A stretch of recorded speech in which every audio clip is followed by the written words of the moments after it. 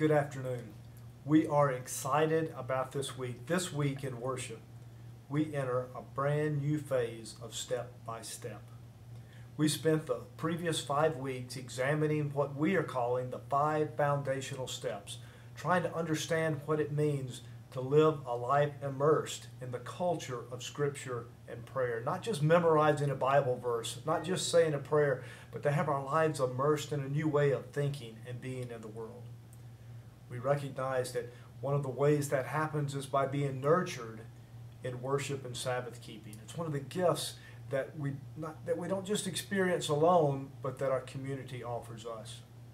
And as people immersed in the culture of Scripture and prayer, nurtured in the practices of worship and Sabbath keeping, we find ourselves held accountable by our faithful communities and joyfully held accountable by those. Outside of the practice of these 5 foundational steps, it's simply not reasonable to expect long-term spiritual growth over time.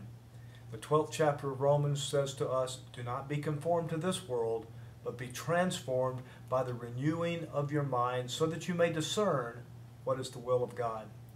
Well, we believe that these 5 foundational steps lead us to that place of discernment.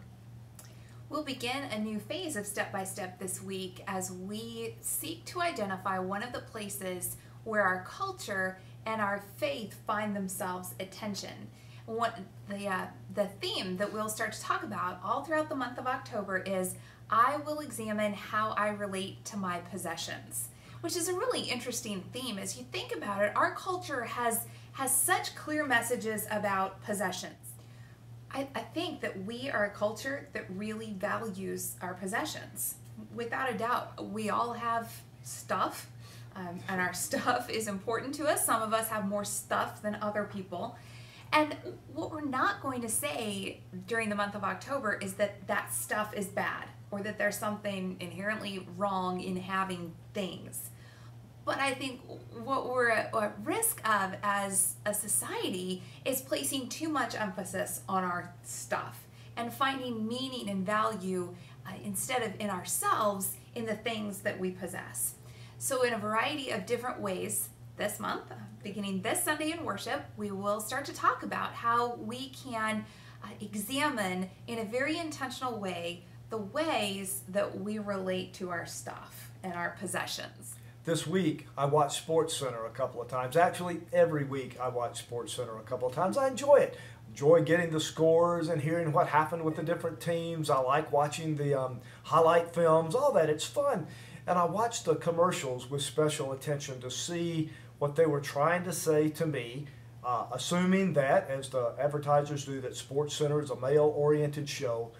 What do they want to try and sell me on SportsCenter? We'll talk about that in church on Sunday. Angie, the guys on SportsCenter weren't trying to sell you much. No, I'm not the target audience for SportsCenter. So I watched Oprah this week, and you're probably not the target audience for Oprah. I like Oprah. She's great. She's fantastic. So I watched with particular attention what they were trying to sell me.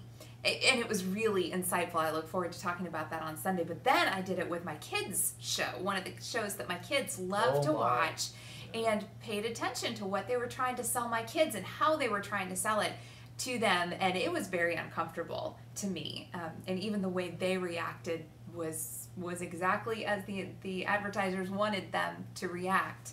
So we'll talk about how our culture entices us with these possessions that they tell us are very important and tell us that our meaning can be found in our possessions. We know different. Well, I think the whole point of this next phase of Step by Step is to allow us to recognize the places we're uncomfortable, to even seek them out and say, this is not a bad thing, to say that my faith as a follower of Jesus Christ and my culture, as a North American, lives in the United States, 56-year-old white male, those things that go together create some places of tension. They do. It's true in every culture and every time. There are no exceptions. Only the particularities are different. So I want to see those, and instead of announcing how terrible they are and running and hiding from them, we want to embrace them and say, what does our faith teach us? In the Message, a paraphrase of the Bible, in the 12th chapter of Romans, one of the verses says this: don't become so well adjusted to your culture that you fit in without even thinking. So this month, when it comes to our possessions, we want to invite you who think of yourselves as followers of Jesus, or even those of you watching who are not sure you're a follower of Jesus, to engage the question of, as a follower of Jesus Christ, and as a person living in our culture, the tension between what those two things teach us about our possessions. How do we want to respond? Each month we have a particular scripture and a particular quote that we will encourage people to memorize and become a part of their life. And as we approach this new month, the scripture that we will consider on Sunday is, "Blessed are those who hunger and thirst for righteousness, for they will be filled." And the thought is so profound to me. The simple way to know whether you possess your things or they possess you is to imagine not having them. I'll tell you, I don't want my things to possess me. I want to have a healthy relationship with my possessions, acknowledging that there are some that are more important than others to me, but always remembering that the place where I am most hungry is in my relationship with God, and that God is the only one who can fill that hunger. Well, I can say that in relationship to the world, Angie, you and I are exceptionally wealthy people. Oh, and I'm okay with that. I'm not, I don't feel thankful. guilty. I'm blessed and I'm grateful, but I am coming to believe that I don't really own anything, that God has invited me to be a steward of a group of possessions.